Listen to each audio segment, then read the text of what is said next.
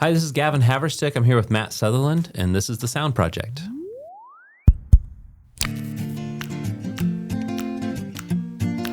Hey, Matt, how's it going? Good. Hey, Gavin. It's so good to see you again. It's really actually kind of cool because we are here at Sweetwater's Gear Fest. It's 2023 Gear Fest, and we've set up it's a little different environment than you're used to seeing on our podcast, but this is the first one we're filming today. And you happen to also be the first YouTube video we ever did. First video, first podcast. That's me. That's it.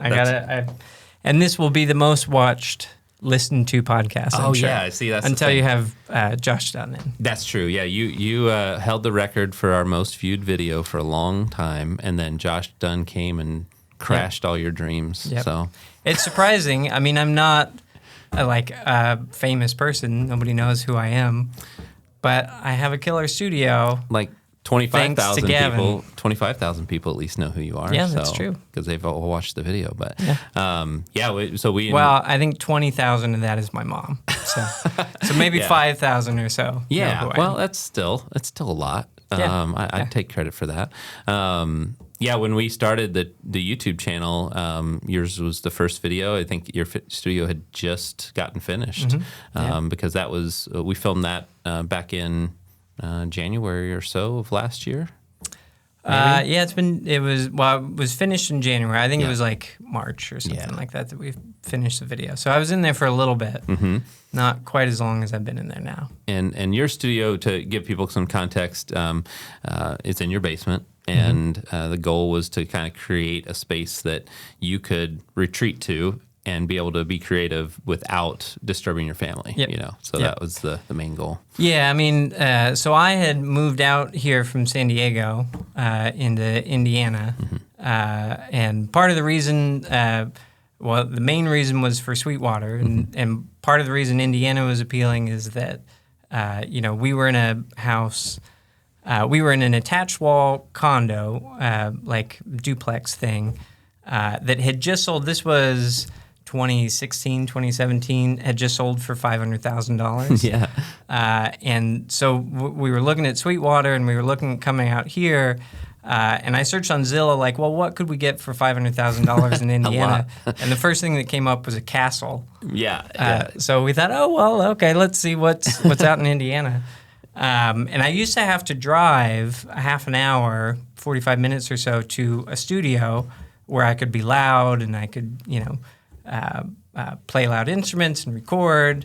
And so we moved out here, and it was an unfinished basement, and we got it specifically so we could build a space where I could do everything that I could 45 minutes away, but just walk down into the basement. That's like ultimate convenience. I know you used to tell me, in California traffic, it was sometimes you just didn't even want to go to the other space because it was such a hassle. Yeah. Well, I mean, luckily I would go at 8 o'clock at night, and so there wouldn't be too much traffic, but... Yeah, well, I mean, at San Diego, there's always traffic. Right. So, we started, I think also kind of a cool thing was that the day it got finished was almost a year to the date from the time it got started. Exactly, to the day. Yeah. Which wasn't by design, but it makes it easy to remember. Yeah, for sure. And so, this unfinished basement is, it's pretty much right below kind of the living space that's directly above it. And, you've got two little kids, right? Yep. And we want to make sure that you could be down there any hour of the night and not really disturb them. How's that working out for you? Great. Yeah. I mean, the isolation is way more than I even pictured. I think, in the original video we talked about, it's really hard to wrap your head around, well, you're doing all this work, and what is it actually going to sound like? Right. But it's amazing. You can shut those two doors. And everybody that we show, it's that they're always sort of gobsmacked at how much isolation there is. Yeah, no, there's a section in that original video of me talking outside while 105 decibels or so is running inside the room. You open the communicating doors and you get blasted in the face with that sound. But I just recently went to a project in Wisconsin and brought one of my employees, Tracy Roberts, and it was the first time for her being in a studio that was completed of ours that we visited Fox River Studios up there. And she's doing drawing sets of communicating door systems all the time, but she's never actually heard it. So she got to experience that first, and everybody's first your reaction is just like, wow, this is a big difference. So. Yeah, I mean, you hear it when you shut the door. It's like a whoosh. Yep. Yeah. So yeah, it's amazing, really. Cool. And it's funny, like I don't play as loud. I'm older now. Yeah. So I have all this isolation, and I don't play as loud as I used to back in San Diego. But still, like I have a guitar amp in there, and I can still play out of the guitar amp and out of the monitors, and not have to worry about how loud it. I remember when we were there, we were playing music really loud in the 100 dB range, and you go upstairs and you can barely hear it. You have to really, everything has to be off, and you got to be concentrating. Yeah, so. you got to put your ear on the floor to hear down below it. That's good isolation. Yeah, that's awesome. It is. What have you been using the studio for most recently? Mostly, it's just what you said. It's an escape. The kids go to bed, and I can go down there and be creative. And I mean, I think the biggest thing for me is like turning everything off. And so being able to go down and just focus on music and not have everything else going on. I mean, ironically, part of it is if I do work from home, which I do occasionally, it's also an office. Yeah. So I'm in there during the day. But really at night to be able to go down there and like turn the lights down low and just have it quiet and isolated and not care about being bad at an instrument or being bad at mixing or whatever it is you're creating. I mean, I was telling you before we started, I've been in there over a year now, and I have really nothing to show for it from a like a standpoint from like here's like an album that I made down there. Yeah. But I've taken the sort of like Zen approach of like I'm just going to go down and I'm going to be creative and I'm going to learn the instruments and I'm going to learn the technology and then I'm going to walk away from it. Yeah. And if it's done, it's done, and if it's not, then that's fine. No, I mean, having something tangible is one thing, but also to me, if I just had a place like that in my house that I could escape for a little bit and just turn off my brain from all the other things that I have going on in life, I'd take that over a finished album. And that's the main point of it. And I never thought like I'm going to do a bunch of mixing in here. I'm going to make an album. It was really just I wanted a space where I could go and I didn't have to worry, especially if the kids were asleep or if my wife was watching TV upstairs about what I was creating or how loud I was being. It's just like it's a nice little hole down there. Well, and I think too, some of that subconsciously, I think it has to affect your creativity. If you feel like you're disturbing other people or I'm being too loud, I need to like having the ultimate freedom and just doing what you want is the goal. Well, and part of songwriting is that like vulnerability. For the vast majority of the song that you're writing, it's just crap. Like it's not good. And to be able to not be good and get through that is really important, as opposed to thinking like, oh, it's got to be good from the start, then you never finish anything. I remember we did a studio for Tyler Joseph from 21 Pilots, and one of the things that he mentioned in the process was he liked the fact that he could work on a song and then take it up and play it for his wife, and it'd be the first time she'd heard it. Not instead of like, okay, this again, like I can't even tell what's different. It was more of a genuine reaction of what you've created, which is neat. And plus, it's just a great sounding room. I mean, if I want to record in there, I know it's going to sound good. It doesn't really matter where you're facing or what you're doing. I mean, I can even sit at the desk, which I typically do, and it sounds great. And it's consistent because you don't have road noise. I mean, when I recorded stuff in college, I had a fish tank in my room, and it was never full, and so the fish tank was always part of the whatever I put out, and so to be able to have a dead silent, consistent room, is amazing. That's awesome. Even though I don't use it really for recording as much as I should. Yeah, I'm the same way. I all my instruments and recording gear live in a closet right now because my daughter took my studio, which is much better than having a studio anyway. But yeah, it's a beautiful space. I mean, people really seem to resonate with it when they see it. I love, honestly, like the color you chose, the blue color on the walls, and then you made a lot of the acoustical treatment yourself, like after all of it. And that was an undertaking, which, I mean, honestly, the fact that it only took a year from start to finish is, compared to some other projects, that's fast, especially if you're building it yourself. Yeah, well, and it was just me. Yeah. I mean, like, I was fairly new in Indiana. I don't have a lot of friends here, or I didn't have a lot of friends here that I could have come and help. So the ceiling cloud, I lifted by myself. I still, I think you had some video of that, or maybe time lapsing. I might have taken a time lapse of it. That was an undertaking. Yeah. And it was a lot of long nights. But even then, it was isolated when I was making the acoustical treatment, so I could turn like a boombox on as loud as it needed to go, and still hear it over the air hammer and everything else. Right. And the compressor was down there because there's 500,000 staples. And the compressor could go off in an isolated room, and you could be outside and you wouldn't even hear it. I mean, I would leave the compressor on overnight, and then I would come back in and say, "Oh, the compressor's on." I didn't even hear it. Yeah. So tell me a little bit about how you found Trent Hackett with 180 Builders, because that is always a hard thing for our clients, is to find a good contractor, and Trent was great to work with. Yeah, well, we, at the same time that we did the studio, we were doing the kitchen and sort of the dining room upstairs. And so we went to a designer in town here to help us out with the kitchen and picking colors and things like that. And actually she did the project management. She was great too. But she introduced us to Trent as a contractor for upstairs, and then I told him about the studio that we were building downstairs, and he said, "Yeah, I'd love to." And he turned out amazing. I mean, you said it's amazing that we did it in a year. We definitely couldn't have done it without him. And any project is going to have challenges, and a studio is going to have a lot of challenges.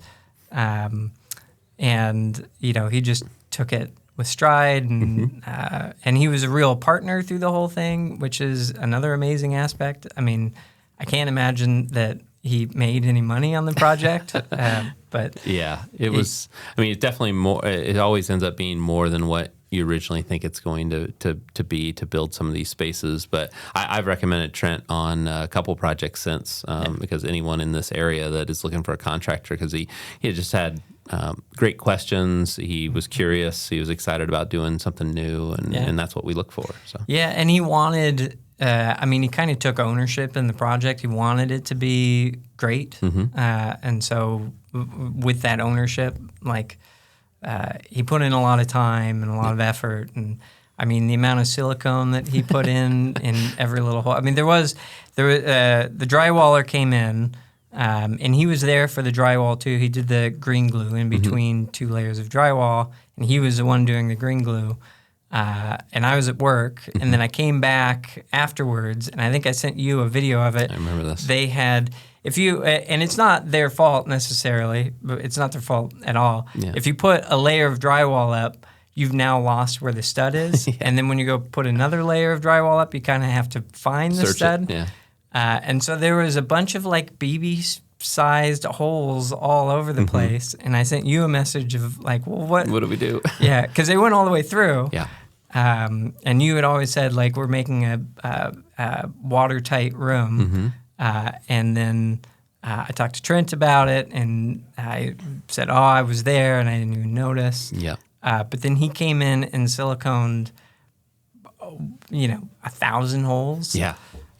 And then every other little gap that's in, I mean, he and I went through clapping our hands and listening for little gaps. And, we went through probably 50 tubes of silicone. That's amazing. I love the fact that he just took so much pride in the work and just did a really great job. And then once he got it to finished drywall, then that's when all your work started with the interior treatment. And so there was a lot of bass trapping that we did around the room. Like there's a soffit bass trap around the whole perimeter, some corner traps as well. But then there was you built the actual diffusers too with the contractor here locally, right? Mm-hmm. Yeah. Yeah. Yep. And those were beautiful. Yeah. So he was actually the guy that framed it. Mm-hmm. So I met him through Trent. Trent brought him in to do the framing of the studio. And then obviously if you're doing double framing, you're curious about it. So we started talking about what it was going to be. And I was looking for a desk at that point. And he said, "Oh, I can build you a desk." And so he built that. We designed a desk together, and he built that, and then built a sidecar out of sort of the extra stuff that we had. And then I said, "Well, that desk is great. Now I just need to get some diffusers." And I was looking around for diffusers. And he said, "Well, I could build you some diffusers." Yeah, man. It's always nice to have a guy like that to know him because, for one, your desk is really great. Like it's there's a lot of video in our original YouTube walkthrough of your studio. But what I love about it is that the whole top of the desk slides back. Like there's a drawer for a piano, a keyboard to come out, but the fact that the whole top slides, it gives you a really sturdy foundation for the keyboard.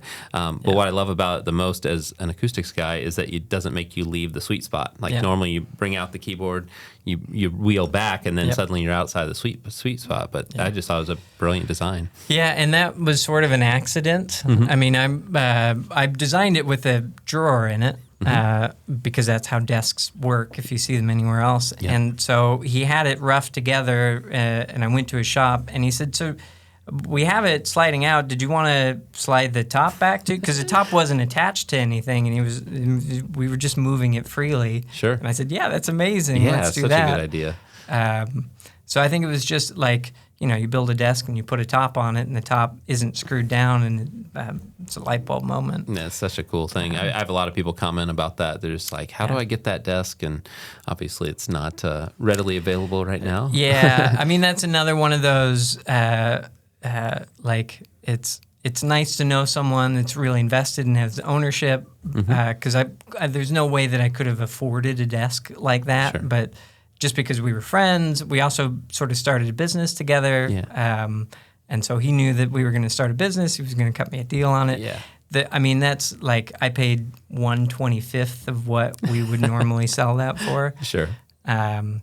So the desk is amazing. It's all in Sapele. It's solid Sapele, which the diffusers in the back are Sapele too. Those are unfinished. And it's just like I've never really seen Sapele before in person. Yeah. And it's just a super rich, warm brown, like a chocolate brown. And I love how it plays well with the blue walls. You know, like it just honestly, when you walk into your studio, it just feels like a place you just want to hang out for a long period of time, which is the goal. And I do. You know? Yeah. So that is awesome. Have you had very many friends or other people come and collaborate with in that space? A little bit of virtual stuff, and I've had a few people come in, but it's mostly just been my space. I mean, the kids come down and they have dance parties in there, and I put LED lighting above the cloud too, and that can do what LED lights do and go along with the music or have rainbows. And that's awesome. And they like turning off all the lights except for the rainbow colors and just have fun dance parties down there. That's awesome. So, I mean, maybe it sounds a little sad that my biggest contributors are my kids coming down, but that's honestly, true. I mean, that's like going to be core memories for them, as they grow up. Yeah, and as they want to learn the violin or learn how to play drums, we have a spot that we can send them and shut the door. Right. Be well isolated. Yeah. Well, that's awesome. I mean, your project was super fun to work on, and it's something that it's really neat to be able to see the progression from just an unfinished basement when I first came by, and then we came back to do some acoustical testing at various points, and it's nice to have a project too that's 2 hours away from where I live. Like a lot of ours is get on a plane and go somewhere else. But would you have thought when we started the project that studio is what you'd end up with? Like, was that no?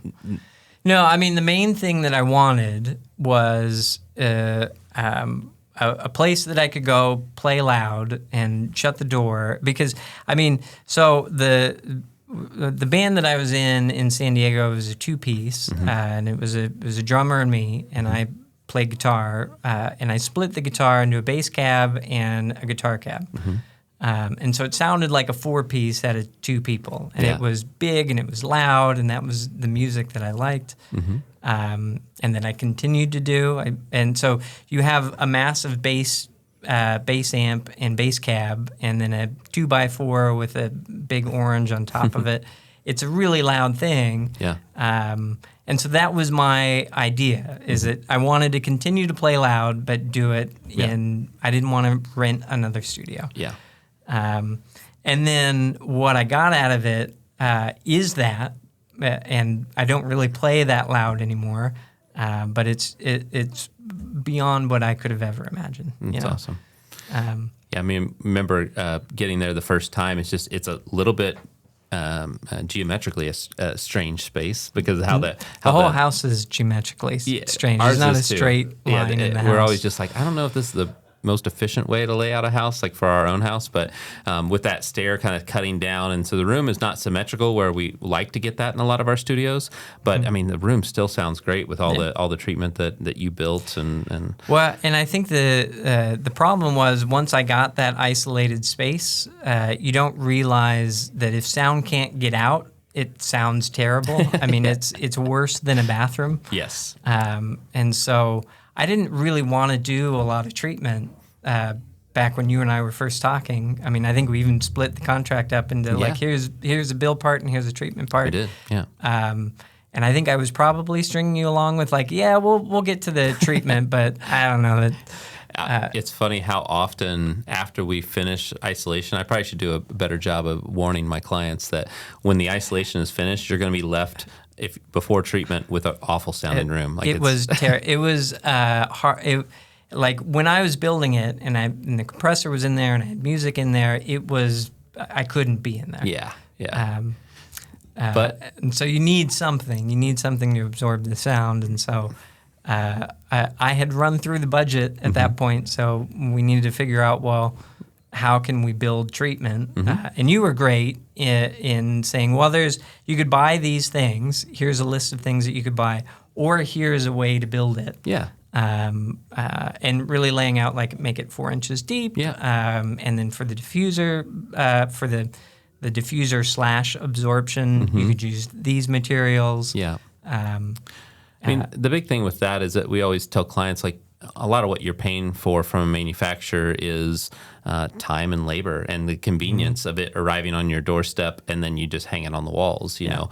And but some people that are handy, you can get the same acoustical performance or even better because, you know, sometimes manufacturers are limited to the thickness and the size of panels that they can create only because they have to ship them around the country. And like if you're building it on site, like that ceiling cloud you built, you're not going to buy that from anybody. And couldn't get it in the door even if we did buy it. Right. Yeah, that's the thing. But I think it works beautifully in there. Like I said, a super comfortable space, sounds accurate, is a retreat. You know, I think it checked all the boxes at least. Yeah, it did. I mean, building the acoustical treatment probably took the longest. I think the build of the studio itself was about 6 months or so, 5 months, and then the acoustic treatment took the rest of the time. But then again, you're doing that on your free time, quote unquote free time, which I know myself. I have 2 small kids as well. It'd take me 2 years, 3 years to get it all finished. It was a lot of 8 o'clock to midnight every day. Wow. That's awesome.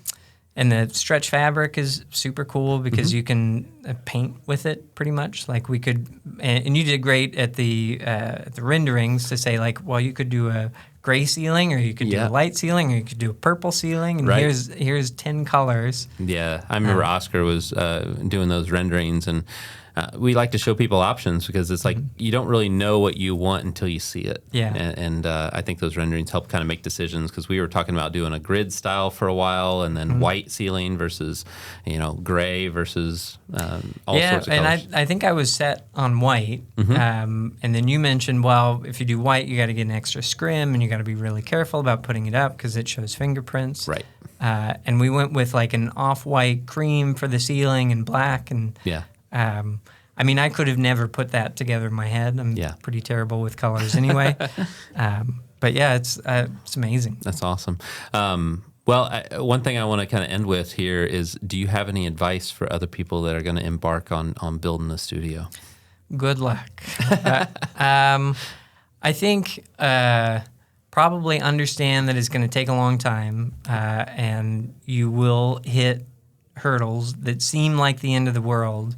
I mean, for us, we have windows in there, and so we have the outer windows and we have inner windows. And I measured the frame, and two things happened. One is that they thought it was finished, and we didn't have drywall up. And so they were about an inch off on either side.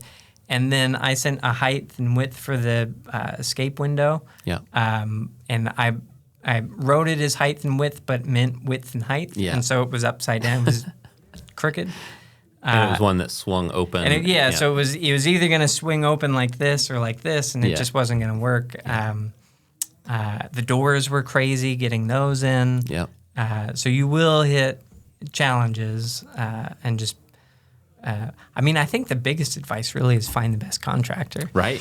It really is. Like, I say that all the time. It's like, we can create these designs that could be amazing, but if a contractor doesn't really put in the effort to pull it off, then it's all for naught. So and maybe let your contractor know, like, this is going to be very weird and not something that you're used to. Because it is very weird. Everything, there's nothing standard about building a studio. And so having someone that can be flexible is really important. I know it's hard to find contractors anyway. Not along someone that's really good and going to be flexible and give you a lot of time. If you don't have that, I would say, be really handy. And, like, I built all the stuff in there. I didn't know how to do any of that. And so a lot of that just took time and patience. And have a lot of patience. That's good advice, because it's an undertaking every time, and we try to definitely relay that to clients and let them know, like, this is going to take longer than you think it's going to, but at the end of the day, it's just perseverance, and then knowing that at the end of this entire project, you're going to have a space you love, and so kind of look at the light at the end of the tunnel and enjoy the journey. I mean, I did like building all of it, and I built custom motorcycles when I was little, and it's very similar to that. Like, you have an end goal in mind, but that sort of a side goal. Like, getting to the end is great, but it's the actual building of it that's important. And as long as you can stay present in that and not get too bogged down in the details, and then it's a fun process. Awesome. I wouldn't do it again, I don't think, but it was a fun process in making it happen. That's awesome. Well, thanks for taking the time to meet with us. It's always cool to catch up with you and kind of see how things are going. I was here at work today and just walked down. It's the easiest commute to a podcast ever. So, but yeah, thanks again, and hope you guys all enjoyed this podcast. And if you want to learn more about Matt's studio, we have a full YouTube walkthrough that you can view, and also feel free to comment below or email us at info@haversickdesigns.com if you have any particular questions or topics you'd like to have us cover in future episodes. So thank you for being part of the S.O.U.N.D Project, and we'll see you next week. Happy Gear Fest!